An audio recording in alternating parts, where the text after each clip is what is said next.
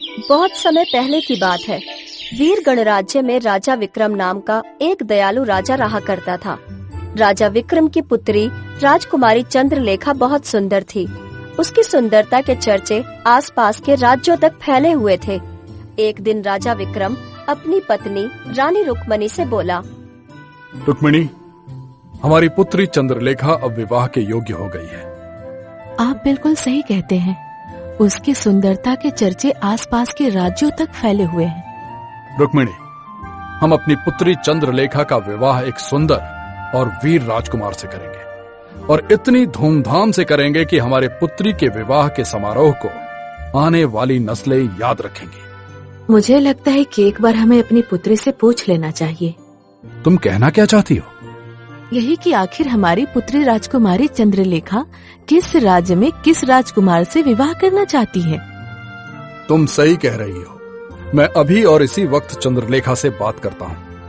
इतना बोलकर राजा विक्रम चंद्रलेखा के कक्ष में चला गया और चंद्रलेखा की ओर देखकर बोला, चंद्रलेखा, अब तुम विवाह के योग्य हो गई हो।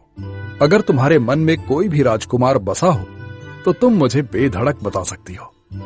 अपने पिता की बात सुनकर राजकुमारी चंद्रलेखा शर्माती हुई बोली, पिताजी, आप जिससे मेरा विवाह तय करेंगे मैं उसी के साथ विवाह करूंगी, परंतु मेरी एक शर्त है। कैसी शर्त? पिताजी, मैं विवाह उसी के साथ करूंगी जिसने विचित्र नील नगरी को अपनी आँखों से देखा हो। ये सुनकर राजा विक्रम बुरी तरह से आश्चर्य में पड़ गया। ये तुम कैसी बातें कर रही हो राजकुमारी चंद्रलेखा? इस तरह की नगरी के बारे में तो मैंने भी आज तक नहीं सुना। पिताजी, पिछले कुछ समय से मैं अपने सपने में एक विचित्र नील नगरी को देख रही हूँ, जो बहुत सुंदर नगरी है। जब भी सपने में मैं अपने आप को नील नगरी के राज्य में पाती हूँ, तो मुझे वो सपना बिल्कुल वास्तविक लगता है और मुझे विश्वास है कि इस तरह की नील नगरी इस दुनिया में कहीं न कहीं मौजूद है। मैं तुम्हारे सपने का सम्मान करता हूँ राजकुमारी चंद्रलेखा, परंतु अगर इस तरह की नगरी संसार में नहीं हुई तो क्या तुम कभी विवाह नहीं करोगी? अपने पिता की बात सुनकर राजकुमारी चंद्रलेखा अटल अंदाज में बोली, नहीं पिताजी, तो फिर मैं विवाह नहीं करूंगी। मैं विवाह केवल उसी व्यक्ति के साथ करूंगी जिसने विचित्र नील नगरी को देखा हो, फिर चाहे वो राजकुमार हो या फिर कोई आम नागरिक। अपनी पुत्री की बात सुनकर राजा विक्रम उसके कक्ष से बाहर आ गया। वो जानता था कि उसकी पुत्री राजकुमारी चंद्रलेखा बहुत ही जिद्दी किस्म की थी। राजा विक्रम तुरंत अपने मंत्री भैरव सिंह के पास जाकर उसे सारी घटना बताते हुए बोला, तुम जानते हो कि राजकुमारी कितनी जिद्दी है? इस बात को तो सारा राज्य जानता है महाराज। जाओ, जाकर आसपास के राज्यों में ऐलान करवा दो और हमारे राज्य के आम नागरिकों में भी ये ऐलान करवा दो कि जिसने भी विचित्र नील नगरी को अपनी आंखों से देखा हो वो सीधा मेरे महल में आ जाए। मैं अपनी पुत्री चंद्रलेखा का विवाह उस व्यक्ति से कर दूंगा। ये कैसी बातें कर रहे हैं महाराज?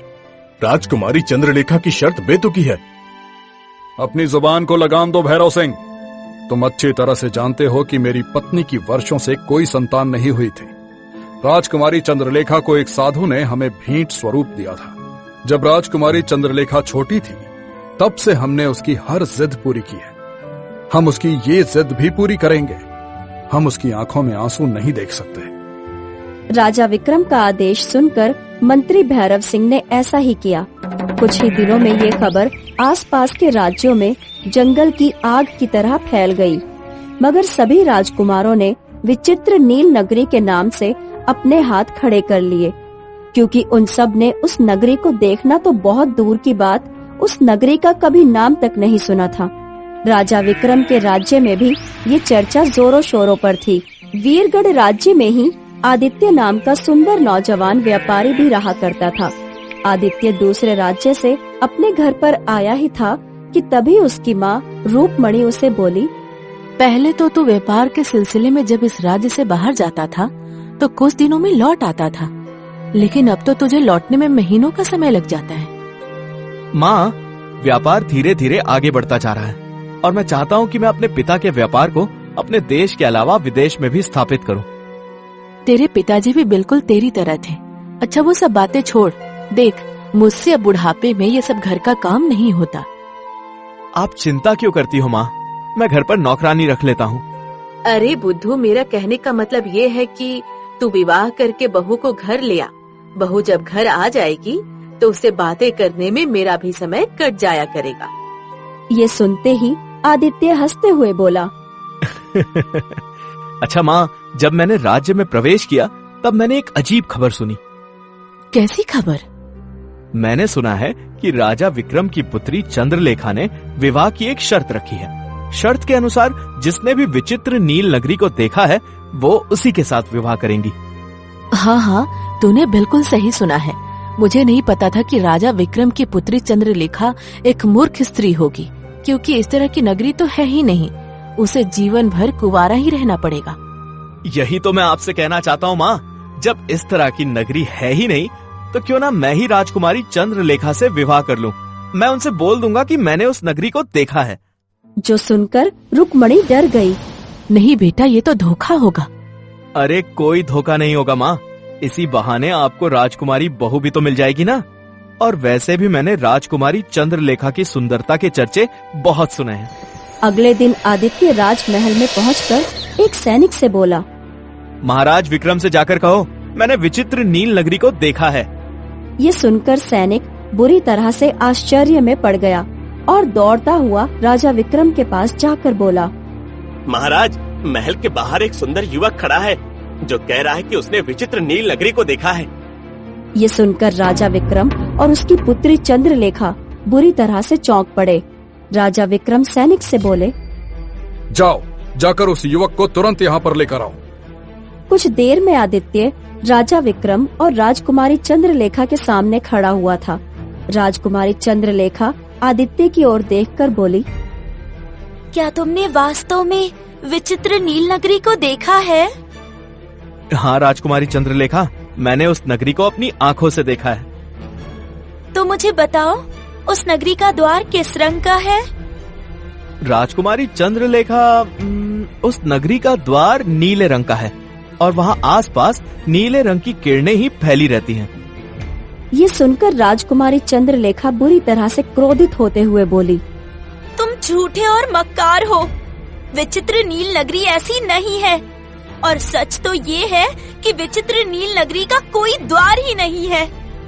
ये सुनकर राजा विक्रम बुरी तरह से क्रोधित होकर अपने सैनिकों की ओर देखकर बोले, इस झूठे मक्कार नौजवान को धक्के देकर महल के बाहर फेंक दो। सैनिकों ने तुरंत आदित्य को महल से बाहर फेंक दिया। आदित्य अपने कपड़ों से धूल झाड़ता हुआ अपने आप से बोला, आज तो बहुत ही ज्यादा अपमान हो गया। अगर ये बात माँ को पता लग गई तो वो मेरे बारे में क्या सोचेंगी, और अगर ये बात किसी और को पता लगी तो सारे राज्य के लोग मेरा मजाक उड़ाएंगे। अब तो बात मेरे आत्मसम्मान की है। चाहे कुछ भी हो जाए, मैं विचित्र नील नगरी में घूम कर आऊंगा और राजकुमारी चंद्रलेखा से विवाह करके उसे अपनी पत्नी बनाकर ही घर लौटूंगा। इसके लिए मुझे घने जंगल में तपस्या कर रहे साधु महाराज की मदद लेनी होगी, जिनके बारे में अक्सर मेरी माँ मुझे बताया करती हैं। इतना बोलकर आदित्य अपने घोड़े पर बैठकर घने जंगल की ओर निकल पड़ा। वो काफी देर तक अपने घोड़े को घने जंगल के अंदर दौड़ाता रहा। जब आदित्य थककर चूर हो गया तो अपना घोड़ा रोककर वो अपने आप से बोला, आखिर साधु महाराज है कहाँ? वो नजर क्यों नहीं आ रहे? तभी आदित्य की नजर एक घने वृक्ष के नीचे पड़ी। वृक्ष के नीचे एक साधु बैठे हुए थे। आदित्य तुरंत साधु महाराज की ओर चल पड़ा। साधु आदित्य की ओर देखकर बोले, देखने में तो तुम एक व्यापारी लगते हो। तुम्हारे जैसे व्यापारी का इस जंगल में क्या काम? आदित्य सारी घटना बताते हुए साधु से बोला, साधु महाराज, मुझे बस विचित्र नील नगरी का पता लगाना है। आप मेरी सहायता कीजिए। मुझे बताइए कि ये विचित्र नगरी कहाँ है। आदित्य की बात सुनकर साधु पूरी तरह से चौंकता हुआ बोला, इस तरह की नगरी के बारे में तो मैंने कभी सुना ही नहीं। तो फिर मैं कैसे बता सकता हूँ कि वो इस संसार में कहाँ है? मुझे लगता है कि राजकुमारी को विवाह नहीं करना, इसलिए वो इस तरह की शर्त रख रही है। नहीं साधु महाराज, मैंने राजकुमारी के चेहरे को बहुत गौर से देखा है। मुझे उनके चेहरे पर सच्चाई नजर आ रही थी। मुझे पूरा विश्वास है कि इस तरह की नगरी इस संसार में कहीं ना कहीं तो जरूर मौजूद है। आदित्य की बात सुनकर साधु बहुत गहरी सोच में डूबता हुआ बोला। इस जंगल के अंदर एक मायावी जंगल है। कहते हैं उस जंगल में मायावी प्राणी रहते हैं जो इंसानों की आवाज में बातें करते हैं। उस मायावी जंगल में एक साधु का वास है। अगर विचित्र नील नगरी का कोई पता बता सकता है तो केवल वही साधु महाराज बता सकते हैं। लेकिन मैं तुम्हें एक बात बता दूं, उस मायावी जंगल में आज तक कोई भी गया है वो जीवित बचकर वापस नहीं आया। बात मेरे आत्मसम्मान की है साधु महाराज, और मैं अपने आत्मसम्मान के लिए बड़े से बड़ा खतरा मोल लेने के लिए तैयार हूं। अगर मुझे विचित्र जादुई नील नगरी का पता उस मायावी जंगल में जाकर पता लगाना है तो मैं अपनी जान हथेली पर लेकर उस मायावी जंगल में जरूर जाऊंगा। इतना बोलकर आदित्य अपने घोड़े पर बैठकर उस मायावी जंगल की ओर चल दिया। आदित्य शाम तक अपना घोड़ा दौड़ाता रहा। जब उसका घोड़ा थक कर चूर हो गया, आदित्य ने अपना घोड़ा एक पेड़ के नीचे खड़ा कर दिया। तभी उसकी नजर एक सुंदर हिरनी पर पड़ी। आदित्य ने देखा कि एक लंबा और काला सर्प हिरनी को डसने के लिए बैठा हुआ था। आदित्य को न जाने क्यों उस हिरनी को देखकर बड़ा ही तरस आ गया।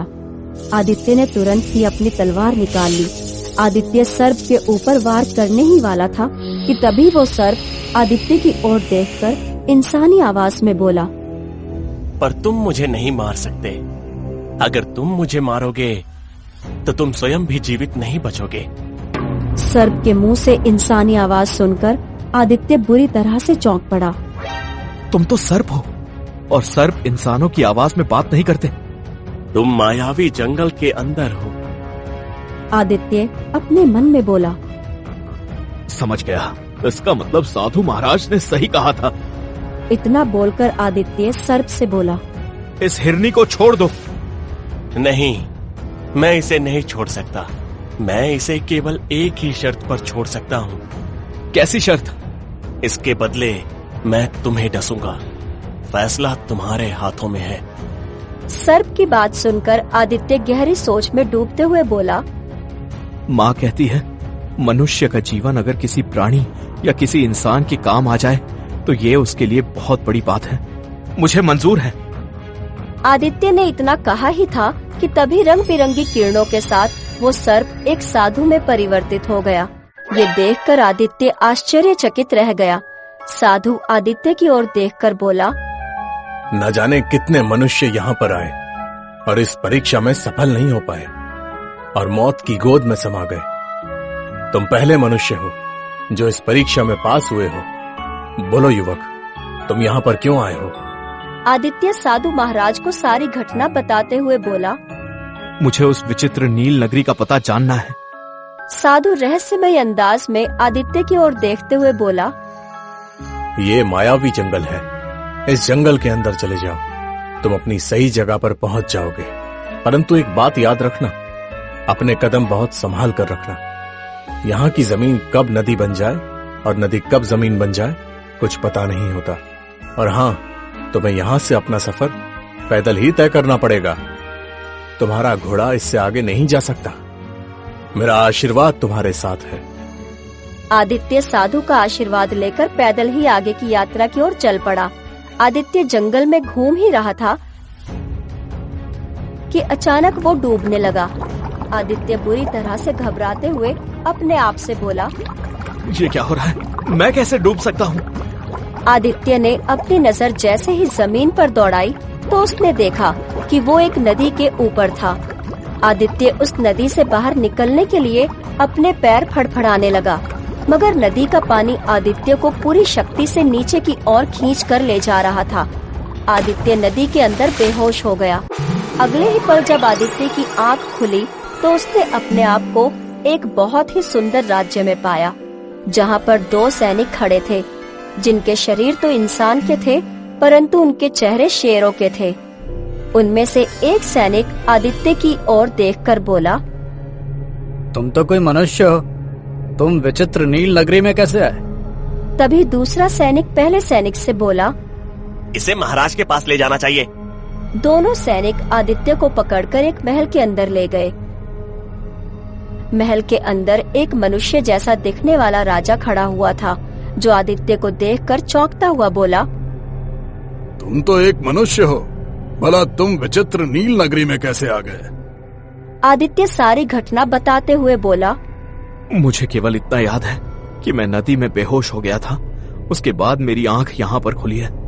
आदित्य की बात सुनकर राजा रहस्यमय अंदाज में मुस्कुराते हुए बोला, तुम जिस नदी में डूबे थे, उस नदी में हमारी जादुई दुनिया का द्वार खुलता है। आपकी जादुई दुनिया का द्वार? मैं कुछ समझा नहीं। तुम जिस नदी की बात कर रहे हो वो पृथ्वी लोक में बहती है, परंतु इस समय तुम विचित्र नील नगरी में हो, जो कि तुम्हारी पृथ्वी पर नहीं है, बल्कि ये एक अलग लोक है। इसके बारे में केवल कुछ साधु ही जानते हैं। हम तुम्हारा बरसों से इंतजार कर रहे थे मनुष्य। तुम ही हो जो हमारी पुत्री को शाप से आजादी दिला सकते हो। हमें अपनी पुत्री को देखे हुए बरसों बीत चुके हैं। ये सुनकर आदित्य बुरी तरह से चौंक पड़ा। तभी आदित्य की नजर महल में बनी हुई एक बहुत सुंदर मूर्ति पर पड़ी। आदित्य उस मूर्ति को देखकर बुरी तरह से चौंक पड़ा। ये मूर्ति तो चंद्रलेखा की है। इतना बोलकर आदित्य उस मूर्ति की ओर बढ़ गया। आदित्य ने जैसे ही उस मूर्ति को स्पर्श किया, अचानक वो बेहोश हो गया। अगले पल उसकी आंख राजा विक्रम महल के बाहर खुली। ये देखकर आदित्य बुरी तरह से आश्चर्यचकित रह गया। क्या मैंने जो सपना देखा था वो सपना था या वास्तविक था? नहीं नहीं, वो सपना ही नहीं, हकीकत था। मैंने जैसे ही उस मूर्ति को हाथ लगाया, अचानक से मैं बेहोश हो गया। आदित्य तुरंत महल के अंदर की ओर दौड़ा और एक सैनिक से बोला, सुनो, राजा विक्रम से कहो कि मैंने विचित्र नील नगरी को देखा है। कुछ देर बाद आदित्य राजा विक्रम और उसकी पुत्री राजकुमारी चंद्रलेखा के सामने खड़ा हुआ था। तो तुम वही हो जिसे हमने धक्के देकर महल से बाहर निकाला था। लगता है तुम फिर झूठ बोलकर मुझसे विवाह करने के इरादे से आए हो। नहीं राजकुमारी चंद्रलेखा, पहली बार में मैंने सच में झूठ बोला था, परंतु इस बार मैं बिल्कुल सत्य कह रहा हूँ। मैं विचित्र नील नगरी होकर आया हूँ। तो फिर बताओ मुझे, वो कैसी दिखती है?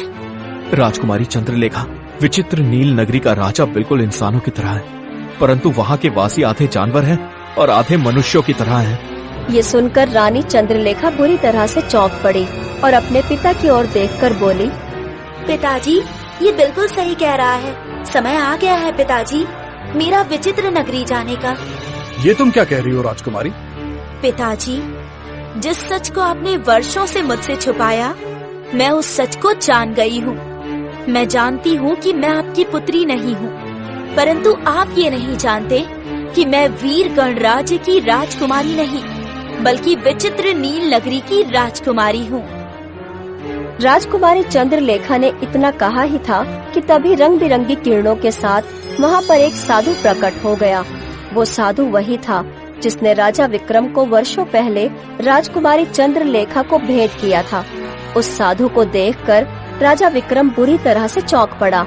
साधु रहस्यमय अंदाज में राजा विक्रम से बोला, तुम्हारी पुत्री सही कह रही है राजन। मैं अभी भी कुछ समझ नहीं पा रहा हूँ साधु महाराज। जहाँ तक मैं जानता हूँ, राजकुमारी चंद्रलेखा केवल कुछ महीनों की थी जब आपने इसे मुझे सौंपा था। मैंने इसकी परवरिश की, ये मेरे सामने बड़ी हुई। फिर ये विचित्र नील नगरी की राजकुमारी कैसे हो सकती है? विचित्र नील नगरी एक बहुत ही सुंदर नगरी है। बहुत ही ज्ञानी साधु उस नगरी में तपस्या करने के लिए जाते हैं। विचित्र नील नगरी पृथ्वी लोक से अलग दूसरे जादुई लोक में है। वर्षों पहले मैं उस विचित्र नगरी में एक दिन तपस्या कर रहा था कि तभी नील नगरी की राजकुमारी ने मेरी तपस्या भंग कर दी। मुझे बुरी तरह से क्रोध आ गया और मैंने उसको श्राप दे दिया। श्राप के लगते ही राजकुमारी चंद्रलेखा पत्थर की मूर्ति में परिवर्तित हो गई। यह देखकर राजकुमारी का पिता फूट फूट कर रोने लगा। मुझे उस पर दया आ गई। तब मैंने उससे कहा कि उसकी पुत्री चंद्रलेखा मनुष्य के रूप में पृथ्वी लोक पर एक बहुत गरीब परिवार के यहाँ जन्म लेगी। दुर्भाग्यवश जब राजकुमारी चंद्रलेखा 1 वर्ष की हुई तो इसे जन्म देने वाली स्वर्ग से धार गई। तब मैंने इसे तुम्हें भेंट में दे दिया। जब चंद्रलेखा 20 वर्ष की हुई तब उसे अपने पुनर्जन्म की सारी बातें याद आ गईं। राजकुमारी चंद्रलेखा उसी नील नगरी की राजकुमारी है। यह उसका दूसरा जन्म है और यह विचित्र नील नगरी में अपने माता पिता से मिलने तभी जा सकती है जब कोई ऐसा मनुष्य जिसने अपनी आंखों से नील नगरी को देखा हो वो चंद्रलेखा से विवाह करेगा। ऐसा करते ही चंद्रलेखा के अंदर विचित्र नील नगरी की जादुई शक्तियां आ जाएंगी और वो आसानी से अपने लोक पर वापस जा सकती है। इतना बोलकर साधु वहाँ से गायब हो गया। राजा विक्रम ने राजकुमारी चंद्रलेखा का विवाह धूमधाम से आदित्य से संपन्न कर दिया और रोते हुए अपनी पुत्री चंद्रलेखा की ओर देखकर बोला, तुम्हें तुम्हारे पुनर्जन्म की बातें याद आ गई हैं राजकुमारी। अब तुम यहाँ से चली जाओगी। नहीं पिताजी, मैं केवल कुछ समय के लिए विचित्र नील नगरी में अपने माता पिता से मिलने के लिए जाऊंगी। वो काफी वर्षों से मुझे देखने के लिए तरस रहे हैं। उसके बाद मैं पृथ्वी लोक पर ही अपने पति आदित्य के साथ रहूंगी। इतना बोलकर राजकुमारी चंद्रलेखा सुनहरी किरणों